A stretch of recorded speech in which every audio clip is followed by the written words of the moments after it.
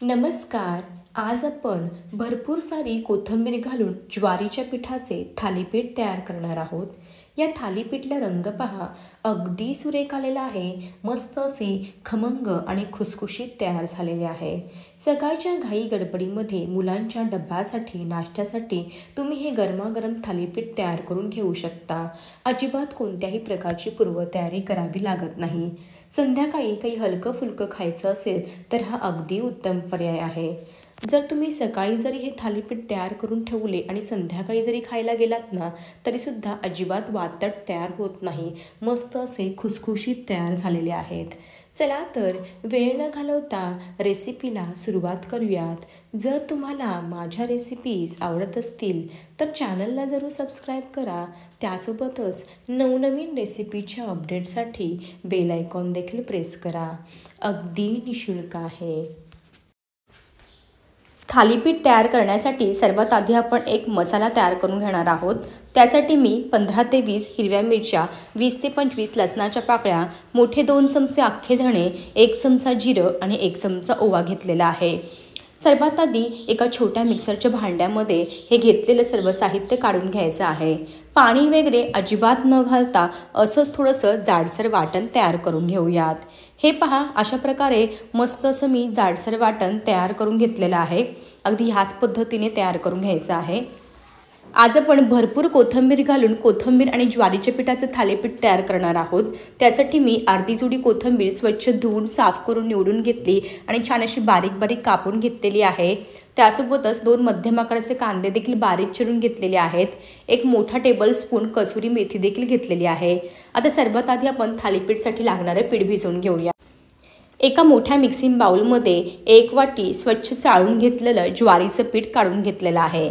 आता ज्या वाटीने ज्वारीचं पीठ मोजून घेतलं ना, अगदी सेम त्याच वाटीने पाव वाटी गव्हाचं पीठ घालायचं आहे. त्यासोबतच पाव वाटी तांदळाचं पीठ देखील आपण घालून घेतलेलं आहे. पाव वाटीपेक्षा अगदी थोडंसं कमी बेसन पीठसुद्धा घालायचं आहे. आता या पिठांचं प्रमाण ना तुम्ही तुमच्या आवडीनुसार कमी जास्त करू शकता. फक्त तुम्ही ज्वारीचं पीठ घालूनसुद्धा हे थालीपीठ तयार करून घेऊ शकता. मग थोडीशी वेगवेगळी पिठं घातल्यामुळे थालीपीठला चव अजूनच छान येते. आता मी या ठिकाणी मोठे 4 ते 5 चमचे गावरान पांढरे तीळ घालत आहे. भरपूर तीळ घालून आपण एकदम पौष्टिक असे थालीपीठ तयार करणार आहोत. आता लगेचच काही मसाले ॲड करूयात. छोटा अर्धा चमचा हळदी पावडर घालायची आहे. त्यासोबतच अर्धा चमचा लाल तिखट घालायचा आहे. आपण जो सुरुवातीला मसाला बारीक करून घेतला होता ना, तो सर्व मसाला देखील घालून घेऊयात. लगेचच अगदी छोटा पाव चमचा हिंग घालायचा आहे. चवीनुसार मीठ देखील घालून घ्यायचं आहे. आता हे घातलेले सर्व जिन्नस आहे ना, ते अगदी व्यवस्थित मिक्स करून घेऊयात. या मसाल्यांचं प्रमाण ना तुम्ही तुमच्या आवडीनुसार कमी जास्त करू शकता. हे पहा, अशा प्रकारे सर्व मसाले आणि मीठ पिठांमध्ये अगदी व्यवस्थित मिक्स करून घेतलेलं आहे. आता आपण जी कोथिंबीर, कांदा आणि कसुरी मेथी कापून घेतलेली आहे ना, ते सर्व साहित्य आपण या पिठांमध्ये काढून घेऊयात. भरपूर सारे कोथिंबीर घालून हे थालीपीठ तयार करा. चवीला खूपच अप्रतिम लागतात. कांदा देखील भरपूर घाला, त्यामुळे खाताना थालीपीठची चव आहे ना ती खूपच छान वाढते. हे पहा, अशा प्रकारे कोथिंबीर, कांदा आणि कसुरी मेथी आहे ना, ती सर्व मी पिठांमध्ये घालून घेतलेली आहे. कसुरी मेथी थोडीशी अशी तळहातावरती चोळून घाला, म्हणजे फ्लेवर कसा थालीपीठमध्ये खूप छान उतरतो. आता हे घातलेले सर्व जिन्नस पिठांमध्ये अगदी व्यवस्थित सुरुवातीला मिक्स करून घेऊयात. हे पहा, या पद्धतीने अशा प्रकारे घातलेली कोथिंबीर, कांदा आणि कसुरी मेथी पिठांमध्ये अगदी व्यवस्थित मिक्स करून घेतलेली आहे. आता थालीपीठ चवीला अजूनच चविष्ट तयार व्हावे म्हणून मी या ठिकाणी 2 चमचे दही घालणार आहे. जर तुमच्याकडे दही नसेल तर तुम्ही अर्धा चमचा लिंबाचा रस घालू शकता. लिंबू किंवा दही काहीही नसेल वापरायचं ना, तर काहीच वापरलं नाही तरीसुद्धा चालेल, काहीच प्रॉब्लेम नाही. आता दही व्यवस्थित मिक्स करून घेऊयात. लागेल तसं अगदी थोडं थोडं पाणी घालून आपल्याला थालीपीठसाठी लागणारं पीठ भिजवून घ्यायचं आहे. लक्षात ठेवा, लगेच एकदम जास्त पाणी घालायचं नाही. लागेल तसं थोडं थोडं पाणी घाला, जेणेकरून तुम्हाला अंदाज पण येईल आणि तुमचं पीठ जे आहे थालीपीठचं ते जास्त पातळ देखील होणार नाही. थालीपीठसाठी लागणारे पीठ असतं ना, ते एकदम घट्ट किंवा एकदम पातळ देखील मळायचं नसतं. असं मध्यम मळायचं असतं. कारण जे आपण मळलेलं पीठ असतं ना, ते जसं जसं टाईम जाईल ना तसं तसं थोडंसं पातळ होत जातं. त्यामुळे मध्यम कन्सिस्टन्सीचं पीठ मळून घ्यायचं आहे. चला तर लागेल तसं थोडं थोडं पाणी घालून पीठ मळून घेऊया. तुम्ही या ठिकाणी पाहू शकता लागेल तसं थोडं थोडं पाणी घालून मी मस्त असं पीठ भिजवून घेतलेलं आहे। सुरुवातीला ज्या मिक्सरच्या भांड्यामध्ये मी मसाला बारीक करून घेतला होता ना, त्याच मिक्सरच्या भांड्यामध्ये थोडंसं पाणी घातलं, म्हणजे जेणेकरून काही मसाला उरलेला असेल ना मिक्सरला तो व्यवस्थित निघून येईल। हे पहा, अशा प्रकारे मस्त असं मी थालीपीठचं पीठ भिजवून घेतलेलं आहे। जास्त घट्ट देखील नाही आणि जास्त पातळ देखील नाही, मध्यम कन्सिस्टन्सीचं भिजवून घेतलेलं आहे। आता हे मळून घेतलेलं जे थालीपीठचं पीठ आहे ना, ते भिजत वगैरे ठेवायची अजिबात गरज नाही, लगेचच तुम्ही याचं थालीपीठ बनवायला सुरुवात करू शकता। जर तुम्हाला भिजत ठेवायचं असेल ना तर एक 5-10 मिनटं भिजत ठेवू शकता, पण मळून तुम्ही जर हे पीठ तयार केलं ना तर जास्त वेळ 1-2 तास असंच ठेवू नका, नाही तर काय होतं ह्याच्यामध्ये कांदा घातलेला आहे, कोथिंबीर घातलेली आहे, कांद्याला पाणी सुटतं, त्यामुळे पीठ थोडंसं पातळ होऊ शकतं। त्यामुळे पीठ मळलं ना की लगेच करायला घ्यायचे नाही, 10-15 मिनटं थांबलं ना तरीसुद्धा चालेल, पण जास्त 1-2 तास थांबू नका। आता आपण थालीपीठ बनवायला सुरुवात करणार आहोत। मी असं मस्त असा पिठाचा उंडा तयार करून घेतलेला आहे। आज मी थालीपीठ अशा प्रकारच्या एका सुती कापडावरती थापून घेणार आहे।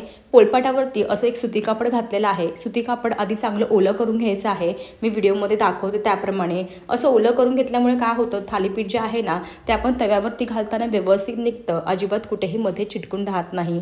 आता असं उंडा ठेवायचा आहे बरोबर मधोमध। आता मी तीळ घालून पुन्हा असे थालीपीठ थापून घेणार आहे। थालीपीठ थापताना काय करायचं, आपला हात असतो ना तो चांगला असं ओला करून घ्यायचा आहे, म्हणजे थालीपीठ कसं एकसारखं असं थापलं जातं आणि आपल्या हातांच्या बोटांना ना हे पीठ अजिबात चिटकून राहत नाही। हे पहा, हातांच्या बोटांनी थोडंसं पीठ पुढे पुढे सरपत मस्त असं गोलाकार आणि पातळ थालीपीठ थापून घ्यायचं आहे। थालीपीठ एकदम देखील जास्त जाड थापायचं नाही, नाहीतर काय होतं ते आतमून तसंच कच्चं राहतं आणि खायला अजिबात व्यवस्थित लागत नाही। थोडंसं असं पातळ थालीपीठ तयार करून घेतलं ना तर मस्त असं आतपर्यंत भाजलं जातं आणि एकदम मस्त असे खरपूस थालीपीठ तयार होतात। हे पहा, अशा प्रकारे मस्त असं मी पातळ आणि गोलाकार थालीपीठ थापून घेतलेलं आहे। पुन्हा आता वरतून मी थोडेसे तीळ घालत आहे। असे भरपूर तीळ घालून हे कोथिंबीर आणि ज्वारीचे पिठाचे थालीपीठ तयार करून बघा, खूपच चवीला छान लागतात। त्यासोबतच भरपूर तीळ घालून केलेले असल्यामुळे खूपच पौष्टिक तयार झालेले आहेत। आता थालीपीठ आतमधून मस्त असं खरपूस भाजावं ना, त्यामुळे मी एक 4-5 होलं करून घेणार आहे। हे पहा, या पद्धतीने। आता एका साईडला तवा देखील मी चांगला गरम करून घेतलेला आहे। थालीपीठ जे आहे ना ते असं कापडासकट उचलायचं आहे। तवा चांगला गरम झाला की थोडंसं आधी तेल घालायचं आहे तव्यावरती आणि अलगद हाताने सुती कापडासकटच हे थालीपीठ तव्यावरती घालून घ्यायचं आहे। सुती कापड अलगद हाताने काढून घ्यायचं आहे। तुम्ही या ठिकाणी पाहू शकता अजिबात थालीपीठ कुठेही मध्येच तुटलेलं नाही किंवा सुती कापडाला चिटकून राहिलेलं नाही, एकदम मस्त असं अख्खच्या अख्खं गोलाकार निघालेलं आहे। थोडंसं आजूबाजूने किंवा मध्ये तुम्ही तेल घालू शकता। मस्त असं थालीपीठ या ठिकाणी मी तव्यावरती घालून घेतलेलं आहे। झाकण ठेवायचं आहे। झाकण ठेवून एक साधारणतः 4 ते 5 मिनटं अगदी कमी आचेवरती खालच्या बाजूने खरपूस असं थालीपीठ भाजून घ्यायचं आहे। लक्षात ठेवा, गॅसची फ्लेम कुठेही मोठी किंवा मध्यम करू नका, अगदी कमी आचेवरती खरपूस भाजून घ्या, म्हणजे कसं थालीपीठ अगदी आतपर्यंत खरपूस भाजलं जातं आणि चवीला देखील खूपच चविष्ट लागतं। चला तर 4-5 मिनटं अगदी कमी आचेवरती भाजून घेऊयात। या ठिकाणी साधारणतः कमी आचेवरती एक 4 मिनटं थालीपीठ मी मस्त असं खरपूस भाजून घेतलेलं आहे। झाकण ओपन करूयात। तुम्ही या ठिकाणी पाहू शकता थालीपीठची वरची बाजू जी आहे ना ती पूर्णपणे कोरडी झालेली आहे, याचा अर्थ थालीपीठ खालच्या बाजूने मस्त असं खमंग भाजून तयार झालेलं आहे। आता थालीपीठची बाजू बदली करून घेऊयात। वाव, थालीपीठला रंग पहा, अगदी सुरेख आलेला आहे, मस्त असं खरपूस भाजून तयार झालेलं आहे। आता ह्याच पद्धतीने दुसऱ्या बाजूने देखील थालीपीठ मस्त असं मध्यम ते कमी आचेवरती भाजून घ्यायचं आहे। सुरुवातीला अगदी कमी आचेवरती भाजायचं, दुसऱ्यांदा जेव्हा आपण थालीपीठची बाजू बदलतो ना तेव्हा तुम्ही गॅसची फ्लेम मध्यम ठेवली ना तरीसुद्धा चालेल, काहीच हरकत नाही। चला तर थालीपीठ दुसऱ्या बाजूने देखील मस्त असं खमंग आणि खरपूस भाजून घेऊयात। हे पहा, मस्त असं थालीपीठ दोन्ही बाजूनी छान भाजून घेतलेला आहे। रंग पहा, अगदी सुरेख आलेला आहे, चवीला खूपच अप्रतिम लागणार आहे। आता हे खरपूस आणि खमंग भाजून घेतलेलं कोथिंबीरीचं थालीपीठ जे आहे ना ते एका प्लेटमध्ये काढून घेऊयात। याच पद्धतीने तुम्हाला मी अजून एक थालीपीठ तयार करून दाखवते। प्रत्येक वेळेस थालीपीठ तयार करताना मात्र काय करायचं, सुती कापड आहे ना तो चांगला ओला करून घ्यायचा आणि त्यानंतरच थालीपीठ थापायला सुरुवात करायची आहे। हाताची बोटं देखील मध्ये मध्ये थोडीशी ओली करायची पाण्याने, म्हणजे कसं मस्त असं गोलाकार थालीपीठ थापलं जातं, अजिबात हातांच्या बोटांना कुठेही पीठ चिटकून राहत नाही। हे पहा, ह्याच पद्धतीने दुसरं थालीपीठ देखील मस्त असं गोलाकार आणि पातळ मी थापून घेतलेलं आहे। भरपूर सारे तीळ घातलेले आहेत। आता ह्याच पद्धतीने आपण दुसरं थालीपीठ देखील भाजून घेऊयात. हे थालीपीठ बनवायला ना फार सोपे आहे, अगदी झटपट तयार होतात. आता सध्या थंडीचे दिवस चालू आहे, बाजारामध्ये कोथिंबीर देखील भरपूर यायला सुरुवात झालेली आहे. ज्वारीचं पीठ सर्वांच्याच घरामध्ये असतं. भरपूर सारी पिठं घालून हवी तशी तुम्ही वेगवेगळे व्हेरिएशनची या ठिकाणी थालीपीठ तयार करू शकता. कोथिंबीरच्या जागी तुम्ही मेथी वापरू शकता, पालक असेल तर पालकसुद्धा बारीक बारीक कापून घालू शकता.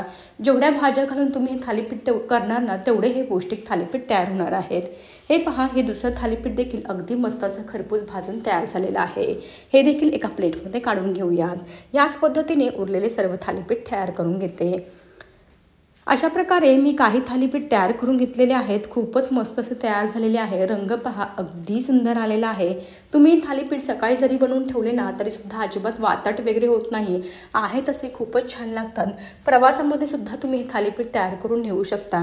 सकाळच्या घाई बडबडीमध्ये मुलांच्या डब्यासाठी, नाश्त्यासाठी रोज रोज तेच तेच खाऊन कंटाळा आला असेल तर अशा प्रकारचे खमंग थालीपीठ एकदा जरूर करून पहा.